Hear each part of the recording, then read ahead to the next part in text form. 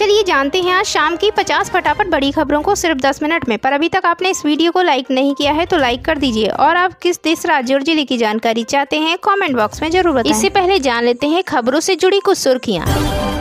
स्वामी प्रसाद मौर्य और बेटी संघमित्रा भगौड़ा घोषित, MP MLA कोर्ट ने जारी किया आदेश।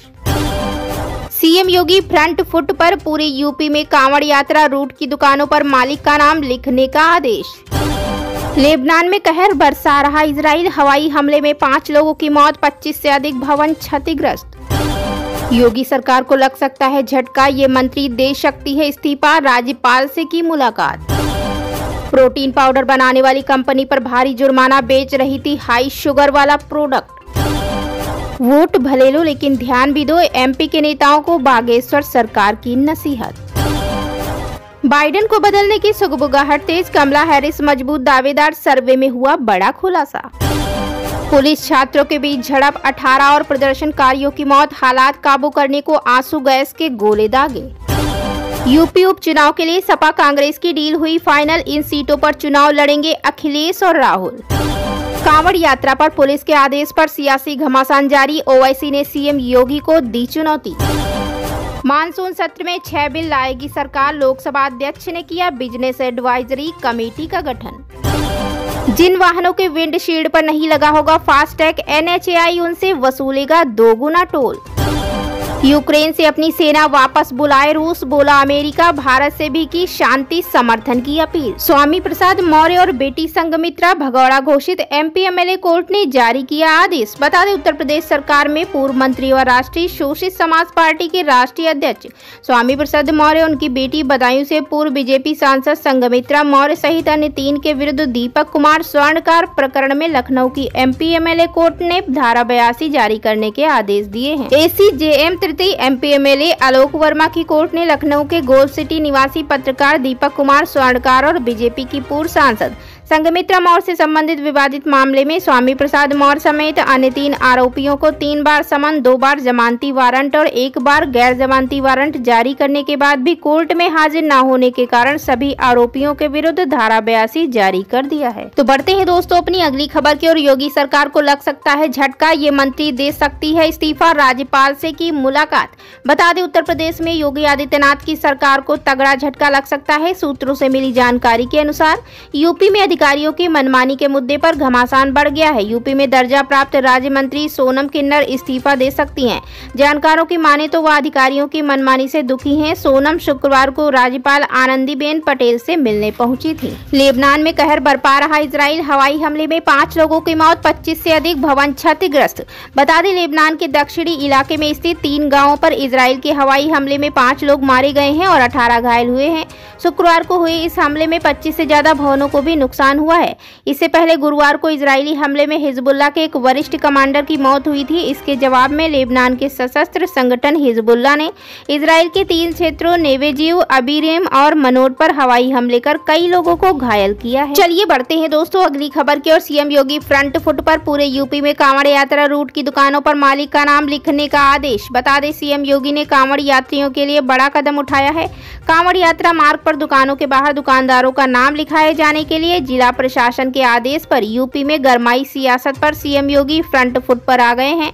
योगी ने कहा कि पूरे यूपी में कांवड़ मार्गों पर खाने पीने की दुकानों पर संचालक मालिक का नाम पहचान लिखना होगा। यह फैसला कांवड़ यात्रियों की आस्था की शुचिता बनाए रखने के लिए लिया गया। CM योगी ने कहा कि हलाल सर्टिफिकेशन वाले प्रोडक्ट बेचने वालों पर भी कार्रवाई होगी। बढ़ते हैं दोस्तों अगली खबर की ओर। प्रोटीन पाउडर बनाने वाली कंपनी पर भारी जुर्माना, बेच रही थी हाई शुगर वाला प्रोडक्ट। बता दें इस साल की शुरुआत में प्रोटीन पाउडर बनाने वाली कई ब्रांड जांच के दायरे में आ गए थे। इन पर आरोप था कि वह अपने प्रोडक्ट बेचने के लिए झूठे और बढ़ा चढ़ाकर दावे कर रहे हैं। सबसे ज्यादा आरोप बिग मसल्स पर लगे हैं। अब एक कस्टमर की शिकायत पर अदालत ने कंपनी पर 1 लाख रुपए का जुर्माना ठोका है। प्रोटीन पाउडर बनाने वाली कंपनियों के खिलाफ द लिवर डॉग के नाम से जानी जाने वाली लोकप्रिय हेपेटोलॉजिस्ट श्रीये के भी फिलिप्स ने रिपोर्ट जारी की थी। इसके बाद कई प्रोटीन ब्रांड के खिलाफ जांच शुरू हो गई थी। रिपोर्ट में बिग मसल द्वारा बेचे जा रहे प्रोटीन पाउडर को सबसे खराब माना गया था। दरअसल ब्रांड पिछले कुछ समय से गलत लेबलिंग को लेकर इसी तरह के विवादों में उलझा हुआ है। तो चलिए बढ़ते हैं दोस्तों अगली खबर की ओर। वोट भले लो लेकिन ध्यान भी दो, एमपी के नेताओं को बागेश्वर सरकार की नसीहत। बता दें मध्य प्रदेश के पन्ना स्थित सिमरिया में श्री श्री 1008 श्री किशोर दास जी महाराज वृंदावन धाम द्वारा भक्तमाल कथा का भव्य और दिव्य आयोजन किया जा रहा है, जहां इस धार्मिक अनुष्ठान में बागेश्वर धाम के पीठाधीश्वर पंडित धीरेन्द्र कृष्ण शास्त्री भी शामिल हुए। बागेश्वर धाम के पीठाधीश्वर धीरेन्द्र कृष्ण शास्त्री के सिमरिया आने की सूचना जैसे ही पूरे क्षेत्र में फैली, वैसे ही हजारों की संख्या में लोग बागेश्वर सरकार के दर्शन के लिए उमड़ पड़े। कार्यक्रम के बाद धीरेन्द्र कृष्ण शास्त्री ने मीडिया से बातचीत की, जहां उन्होंने अलग अलग मुद्दों पर अपनी बात रखने के साथ ही पन्ना जिले में लगातार हो रहे पलायन पर ध्यान देने के लिए नेताओं को नसीहत दी। उन्होंने कहा, पन्ना जिला बड़ा ही पिछड़ा जैसा प्रतीत होता है, पलायनवाद बहुत ज्यादा है। सबसे ज्यादा बुंदेलखंड में कीमती वस्तुएं पन्ना जिले में ही पाई जाती हैं। नेताओं को पन्ना जिले गाँव पर ध्यान देना चाहिए। बढ़ते हैं दोस्तों अगली खबर की ओर। बाइडेन को बदलने की सुगबुगाहट तेज, कमला हैरिस मजबूत दावेदार, सर्वे में बड़ा खुलासा। एक जानकारी के मुताबिक अमेरिका में नवंबर में होने वाले राष्ट्रपति चुनाव में रिपब्लिकन पार्टी की संभावित बढ़त से डेमोक्रेटिक पार्टी में खलबली मच गई है।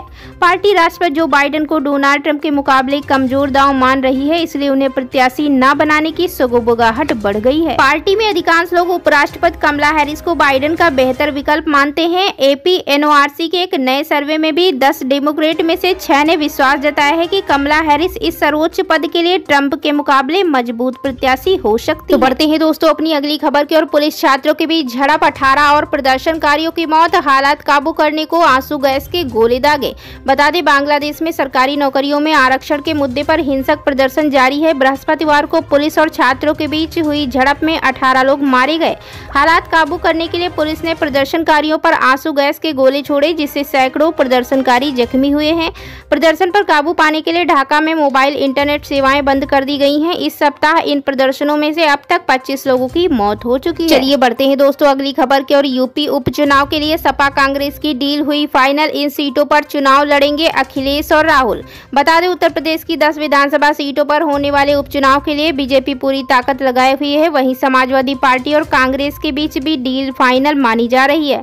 हालांकि इन दोनों पार्टियों की तरफ से अभी सीटों को बंटवारे को लेकर कोई भी ऑफिशियल बयान सामने नहीं आया है।